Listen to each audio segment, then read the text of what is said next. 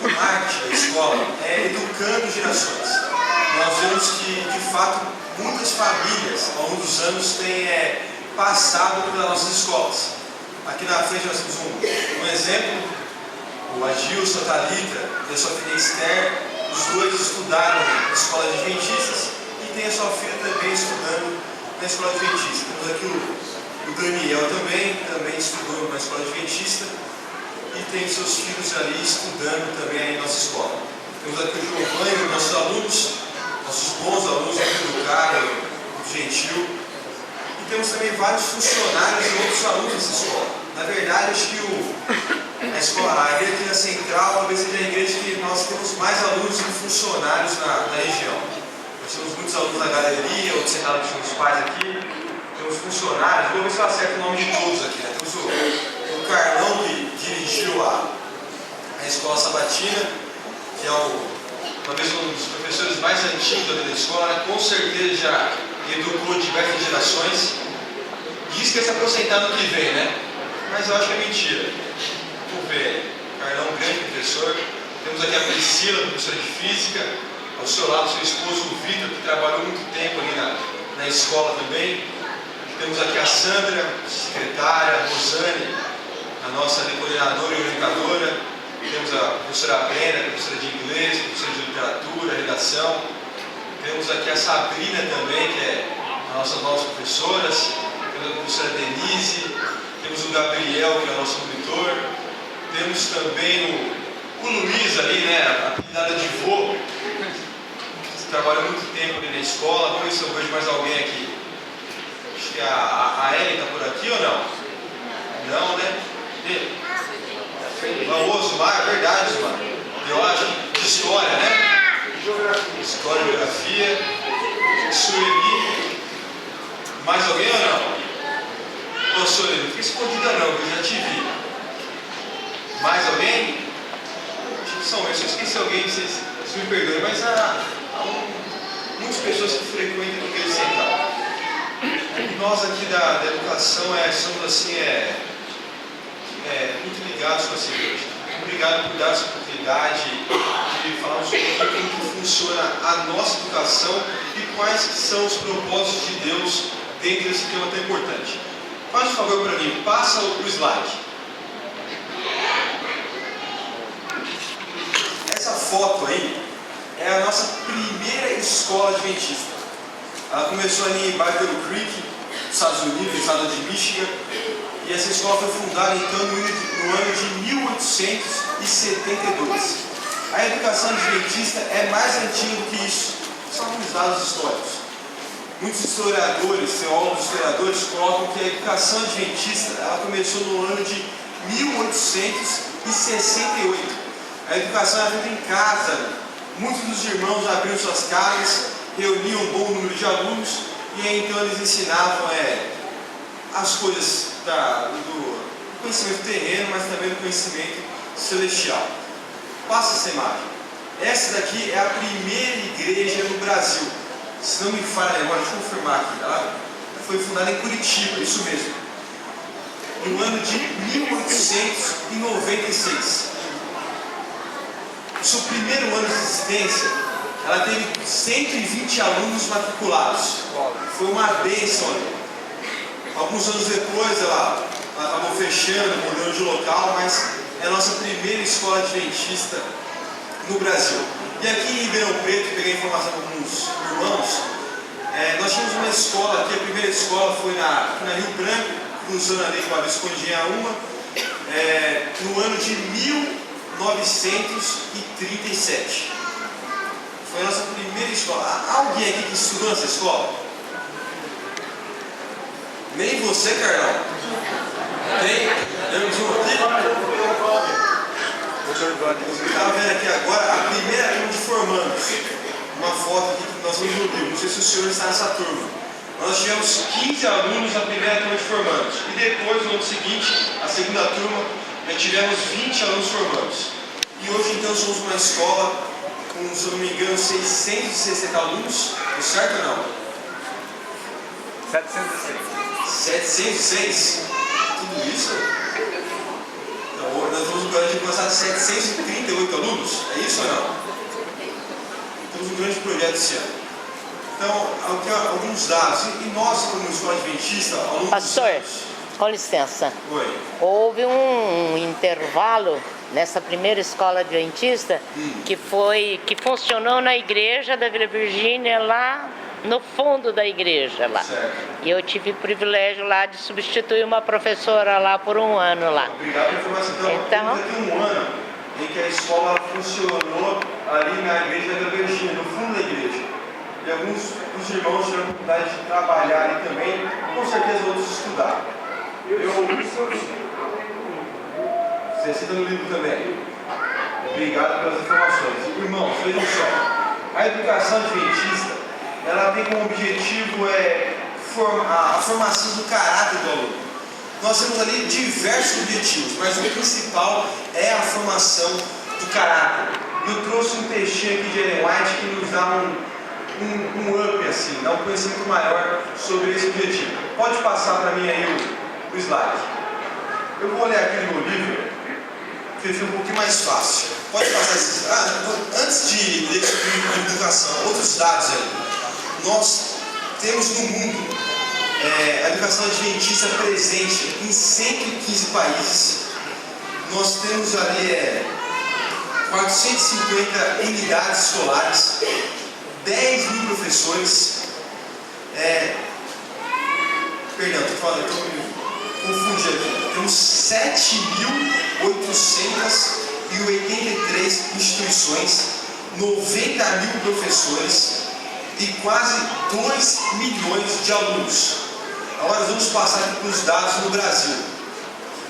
Os dados no Brasil dizem o seguinte: nós temos aí 450 unidades, mais ou menos 10 mil professores e 176 mil alunos, estudantes. Nós temos educação desde ali do infantil até então a graduação. Temos pós-graduação também e na área, se não me engano, de teologia já temos até mesmo o doutorado. Pode passar o slide? Passa mais um.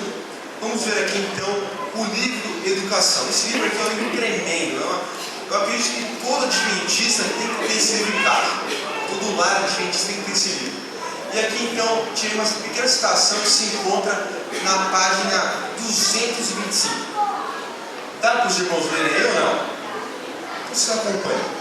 O primeiro parágrafo diz o seguinte: a verdadeira educação não desconhece o valor do conhecimento científico, dos conhecimentos científicos ou aquisições literárias, mas acima da instrução aprecia a capacidade, acima da capacidade, a bondade, acima das aquisições intelectuais, o caráter.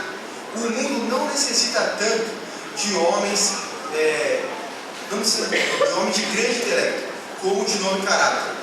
Necessita de homens cuja habilidade é dirigida por princípios firmes. Pode passar o slide. Uma outra coisa aqui na mesma página. A sabedoria é a coisa principal.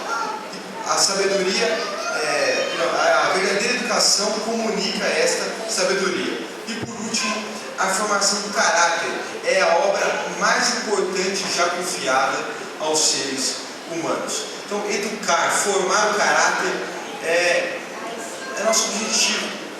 E é interessante ler esse livro, Educação, porque todas as vezes que cita pais, quase todas que citam pais e mães, também citam professores. Então nós temos ali uma responsabilidade, dividimos essa responsabilidade com vocês na formação do caráter dos nossos filhos. Quando nós vamos para a Bíblia, nós vemos que a sabedoria é um dos temas muito trabalhados. Quando você lê o livro de Provérbios, o livro de Eclesiastes, você pode ter ali um chamado à sabedoria, um chamado ali a pessoa viver a verdadeira sabedoria. Então vamos abrir a nossa Bíblia, o livro de Provérbios, e pegar alguns elementos aqui, estudamos alguns pequenos tópicos sobre qual que é a verdadeira sabedoria. O livro de Provérbios é um livro muito gostoso de ler. Foi o primeiro livro da Bíblia que eu li. E ele tem capítulos capítulos igual a um mês, né? Então se você lê um capítulo por dia, você lê ele em um mês tranquilo. Fora isso, é um livro que tem muitas dicas ali para a vida prática, que a sabedoria ela está inteiramente ligada com as obras, com o bom proceder. Então vamos abrir nossa Bíblia aqui em Provérbios e vamos ler aqui diversos textos. Os primeiros textos se encontram no capítulo 1, o verso 1 a 8. Eu vou ler vários versos aqui, irmãos. Eu vou ler o verso 1 a 8, depois eu vou ler o verso 10, depois o verso 15, depois o verso 20 ao 24, depois o verso 29, 30 e 33. São vários versos aqui, eu vou citando eles.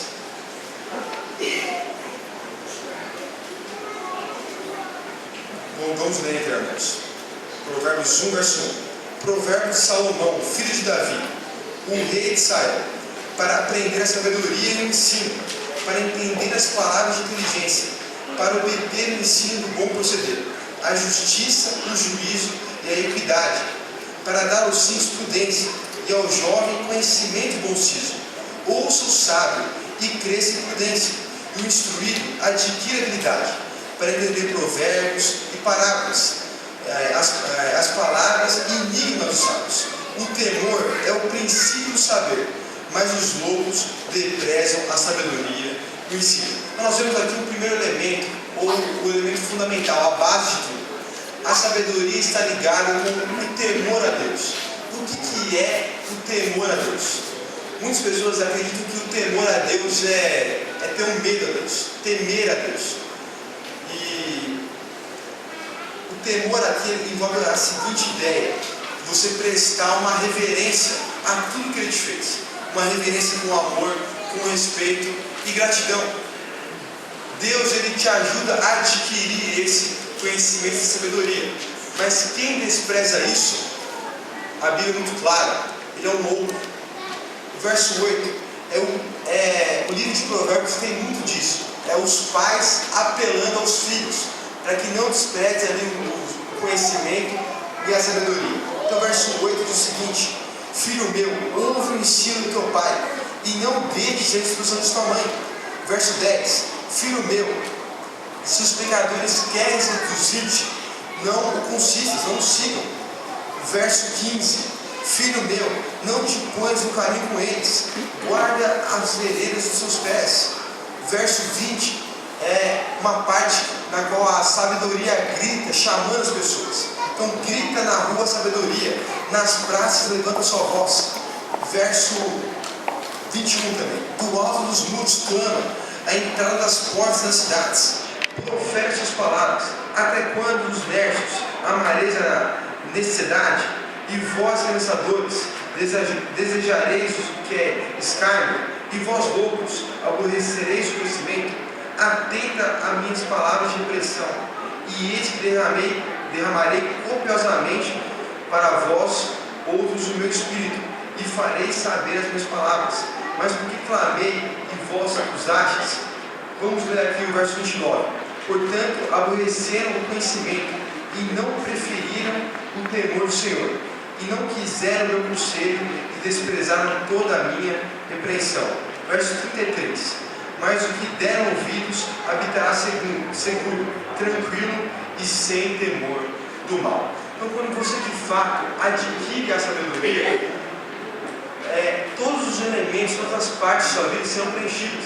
Você terá habilidade para se portar em diversas situações. Vamos ler aqui os primeiros versos também do capítulo 2.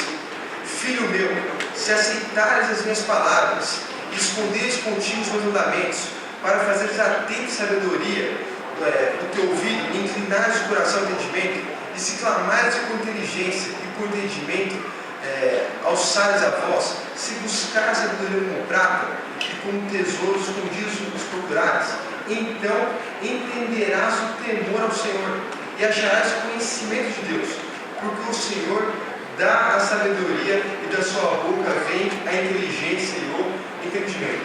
Meus queridos irmãos, por que nós temos aulas de religião na escola adventista? Porque nós entendemos que a verdadeira sabedoria vem de Deus. O verdadeiro entendimento vem de Deus. É uma filosofia que começou com Tomás de Aquino, né? Que não há lógica existir razão e a razão ser inimiga da fé. Se a fé vem de Deus e a razão vem de Deus, nós temos a verdade. Temos essa sabedoria que nos ajuda no caminhar da vida. É interessante esses versos, porque eles começam com o filho, né? É o pai chamando o filho. Vai ter uma parte do sermão que eu vou falar um pouquinho sobre educação no lar. Mas vamos ler outros versos. Capítulo 3, os primeiros versos também.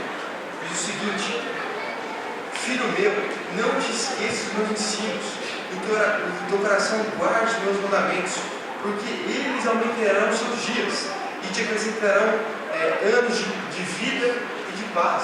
Meu querido amigo, você quer viver uma vida com abundância? Segue a sabedoria. Capítulo 4, também os primeiros versos. Ouve, filho, a instrução do teu pai, e estais atentos para conhecer o seu entendimento, porque vos dou boa doutrina. Não deixes o meu ensino. Quando eu era filho, em companhia de meu pai, tenro e único diante de minha mãe, então ele me ensinava e me dizia: retém no teu coração as minhas palavras, guarda os meus mandamentos e vive. Adquire a sabedoria, adquire o entendimento, e não te esqueça da palavra da minha boca, nem dela te apartes.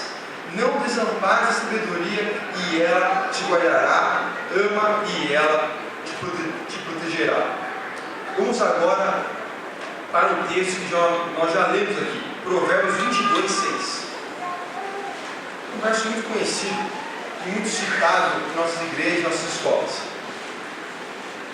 Provérbios 22, versículo 6. Ensina a criança no caminho que deve andar, e quando for velho, não se desviará dele. Aqui, meus queridos irmãos, esse texto primeiramente uma promessa que por muitos é mal compreendida. É lógico que você pode ensinar seu filho desde criança, mas em determinado momento da sua vida ele pode optar por não viver o que é certo. Infelizmente acontece isso. Mas entenda uma coisa: aquela semente, aquilo que você ensinou, aquele conhecimento e sabedoria que você passou para ele, está dentro dele. Ele não vai se esquecer. E a sabedoria, ela é algo que pode incomodar a pessoa, pode fazer com que ele volte seus pés para os caminhos de Deus. Outra coisa interessante aqui é a seguinte: ensina o caminho. Você só pode ensinar o caminho se você estiver nele. Você, pai, vocês, igreja, só podem ensinar o verdadeiro caminho se vocês estiverem nele. De vez em quando os alunos falam para mim: Mateus, dá uma aulinha sobre literatura, explica uma coisinha aí sobre física, literatura, matemática. Mas, gente, infelizmente pouca coisa eu lembro. Não tem como dar esse conhecimento para vocês. Queridos pais, vocês só vão ensinar seus filhos daquilo que vocês têm conhecimento. Será que você tem um conhecimento sobre essas escrituras? Será que você pode ensinar ele? Querido líder de igreja, será que você pode alimentar o seu povo aqui também? Será que você tem esse conhecimento? Tem esse povo. E por último, o último verso aqui de Provérbios 23, versos 23 e 24. Deixa eu pegar uma página. É um apelo aqui, diz o seguinte: compra a verdade e não a vendes.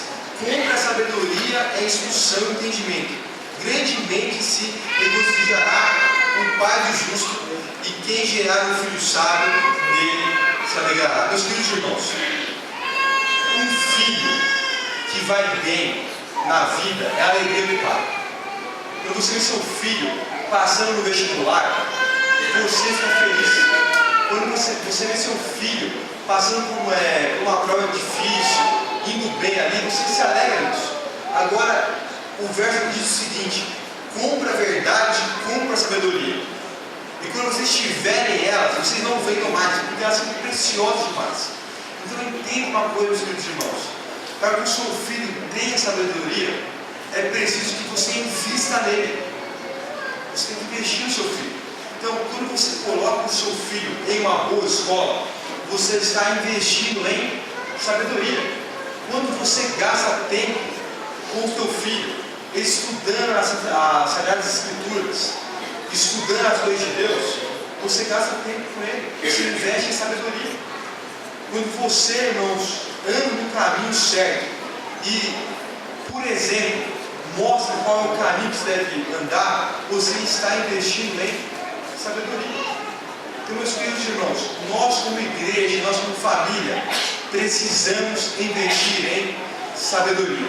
E é por isso que eu quero trabalhar rapidamente dois temas aqui com a igreja. O primeiro tema é sobre a igreja como local para educar. Nossa igreja, ela tem ferramentas que são tremendas, são muito boas. Nós temos a escola sabatina, que é fantástica para educar as pessoas. Infelizmente, irmãos, abrir um parênteses aqui, nós adultos temos falhado muito quanto a isso. Mas a escola sabatina infantil ainda é uma ferramenta fantástica. E obrigado, professores, que vocês ensinam muito bem. Eu chego às vezes na escola ali, eu pergunto coisas para os alunos e histórias sobre quem já viu a história de Moisés e da sarça ardente, quem já viu a história da parábola dos talentos. Os adventistas sabem. E pasmem, meus queridos irmãos, às vezes são só eles. A cultura bíblica, infelizmente, ela é pouca no Brasil ainda. E até mesmo outras denominações, igrejas, elas não têm um estudo tão forte quanto nós temos. Então não vamos abrir mão disso. Outra coisa é a arte de dar estudos bíblicos. Quando você dá estudos bíblicos, você também vai aprendendo. Então você está educando uma pessoa no caminho que ela deve andar. Outra coisa que nossa igreja tem costume são as conferências. Por ano, nas nossas igrejas, nós temos o costume de ter uma ou duas conferências, ou séries ali de estudo de profecias e por assim vai. Essas séries elas são boas para também nos dar um conhecimento. Isso é tremendo, isso é muito bom. Mas, nos últimos anos, e principalmente esse ano, eu tenho vivido mais na área da educação, eu tenho visto que há alguns problemas que têm acontecido na nossa igreja.